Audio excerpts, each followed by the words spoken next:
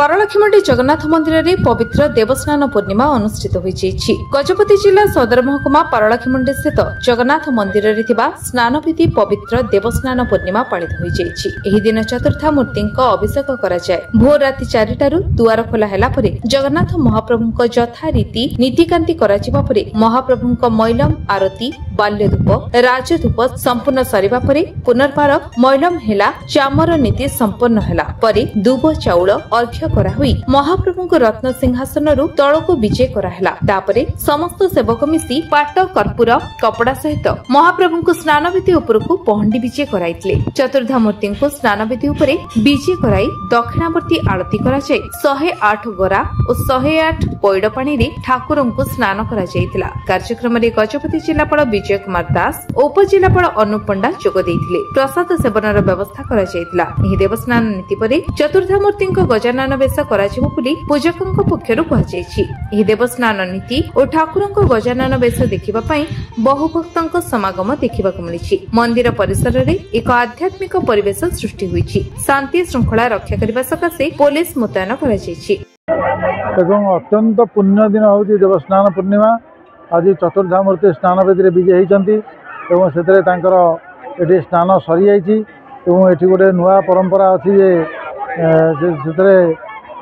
गाधुआ सरला पैड़ पानी स्नान कराला। मुझे उपस्थित थी ये जनगहली बर्तन होती लोक मैंने बहुत खुशी अच्छा प्रभुंर आज पूर्णिमा देवस्नान पूर्णिमा होठार पुणी प्रभु अणसर घर को जी से अणसर घर जो बाहर से बरदान को आसवे और बरदान से रथयात्रा हम तेणु रथयात्रा जो माहौल थाए से समस्त बर्तमान खुशी अच्छा समस्त पार्टिसिपेट करने बहुत आग्रही अच्छा से आज गहली भी होती समस्त आनंदित अच्छा।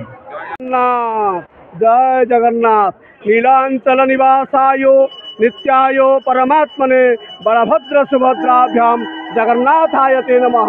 हे कृष्ण करुणा सिंधु दीनबंधु जगतपते गोपेशु गोपिका कांतं राधा कांत नमस्तुते।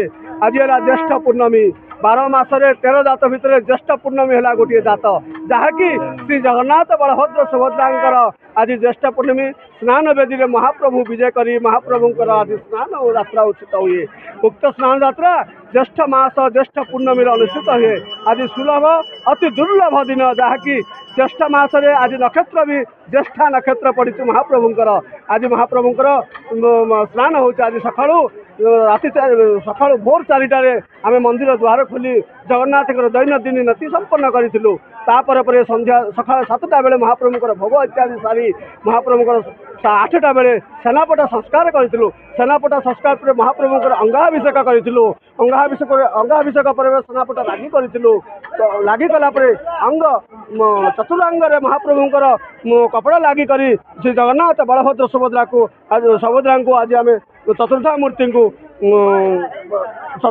को स्नान वेदी आज आम आणिक नहीं आसीलु। स्नान वेदी महाप्रभु आसला बर्तमान राजनीति हिसाब से राजा जेकोसी नीति सहस्रा कुंभाभिषेक समस्त सहस्रा कुंभाभिषेक सरला। सहस्रा कुंभाभिषेक मध्य आज अगुरु चंदन कर्पूर इत्यादि मिलित जल में भगवान स्नान कले। गंगा जमुना सरस्वती नर्मदा सिंधु कावेरी समस्त सप्त नदी जल में भगवान आज स्नान कले। उक्त स्नान पर भगवान आज अंगाभिषेक चंदन लगे चंदन कर्पूर मिश्रित जल में लगे हेले महाप्रभु। तापर बर्तमान राजनीति हिसाब से कल्याणी गजपति श्रृंखला पाई बोलिक आम आज जगन्नाथ राजभोग अनुष्ठित कलु। राजभोग पर बर्तमान बहु भक्त आगमन होती। समस्त भक्त मान प्रत्येक भक्त हाथ में गोटे गोटे पैड़ 2-2टी पैड़ हाथ में 4टी पैड़ सबू पैड़ बर्तमान महाप्रभु पाखे अभिषेक हम। जय जगन्नाथ जय जगन्नाथ जय जगन्नाथ। तापर 3टा ରୁ 4टा भितर महाप्रभु जगन्नाथंकर गजानन भेष अनुष्ठित हम जहाँकि ओम नमो गणेशाय नमः गंग गणपतये नमो गणेश विघ्नेशम गिरिजानंदन महाप्रभु ममर विघ्न विनाशाय गणाधिपतये नमः। आज जगन्नाथ महाप्रभु गणेश भेष विराजमान कर समस्त भक्त को दर्शन करेंगे। राति 10टा पर महाप्रभु पुणी प्रत्यावर्तन करेंगे गृह को। जय जगन्नाथ जय जगन्नाथ। दुर्गा माधव पाणीग्राही आज पवित्र ज्येष्ठ मासर ज्येष्ठ पूर्णिमा व महास्नान पूर्णिमा प्रभु जगन्नाथ आज चतुर्धा मूर्ति सुदर्शन बलभद्र जगन्नाथ माँ सुभद्रा चतुर्थ मूर्ति जाई आज स्नान मंडप महास्नान करेंगे। सकाळु आमर जगन्नाथ मंदिर रे देवनीति सरला परे महाप्रभु भोग होई सेनापटा बंधा होई पहंडी रे जाई महाप्रभु आज महास्नान करछन्ते आमर स्नान मंडप रे। आज भक्त और भगवान एकाकार हो जाइछन्ति। भक्त आज भाव विह्वल जगन्नाथंकर आज परम कृपा पाइबा पई भक्त आज सबू एकाकार होई जगन्नाथमय हो जाइछि। भाव और भावनार भितरे आज केवल आमर जगन्नाथ मंदिर जय जगन्नाथ रे नाम रे प्रकंपन होछि। जय जगन्नाथ। आहे नीला शैला प्रबल मर्त बारण प्रबल मर्त बारण मुआरत नलिनी बनकु कर दलन। आहे नीला शैला गजराज चिंता कल थाई घोर जलेण चक्र पेशी नक्र नासी उद्धारिल आपण। आहे नील शैला। नमस्कार, मु स्नेहा बेहरा यही पारड़ा माटीर बासिंदा। आज हूँ महाप्रभु श्री जगतरनाथ जगन्नाथ जन्मदिन सहित पवित्र देवस्नान पूर्णिमा। पुराण किंवदंती सबुरे जाचु जे आम यही ज्येष्ठ पूर्णिमा को आम समस्ते देवस्नान पूर्णिमा बोली कही था। जो दिन कि महाप्रभु प्रातः काल उठी नित्यकर्म सबु सारी महाप्रभु माने 108 गरा विशिष्ट जल अभिषेक होता। बड़ प्रभु बलभद्र हूँ माँ भौणी सुभद्रा हूँ कि आम जगन्नाथ पुराण किंवदंती अच्छी जे जगन्नाथ आज जन्मदिन बोली बहुत जन कही था।